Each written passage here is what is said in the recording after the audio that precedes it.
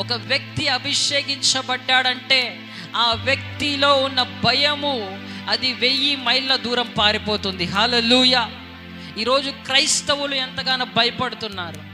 క్రైస్తవులు ఎంతగానో భయముతో తలుపులు వేసుకున్న స్థితిలో ఉన్నారు. కానీ అభిషేకించబడితే ధైర్యంగా రోడ్ల మీదకి వెళ్ళి స్వార్థను ప్రకటిస్తారు. హల్లెలూయా, హల్లెలూయా. ఒక వ్యక్తి అభిషేకించబడిన తర్వాత ఆ వ్యక్తి నడుస్తూ ఉంటే అక్కడ నడుస్తున్నది ఆ వ్యక్తి కాదు, ఆ వ్యక్తిలో ఉన్న సూపర్ న్యాచురల్ ఫోర్స్. హల్లెలూయా. అదే పరిశుద్ధాత్మ దేవుడు. హల్లెలూయా.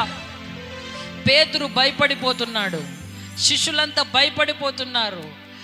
భయపడి తలుపులు వేసుకున్నారంట. ఎంతగా భయపడినారు చూడండి, వణికిపోతున్నారు.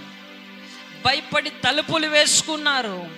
కానీ అభిషేకం పొందుకున్న తర్వాత అపోస్తల కార్యం 2వ అధ్యాయం 1 నుంచి 4 వచనములో అభిషేకం పొందుకున్న తర్వాత అదే భయపడిన శిశువులు రోడ్ల మీదకి వచ్చి ధైర్యంగా సువార్తను ప్రకటిస్తున్నారు. హల్లెలూయా.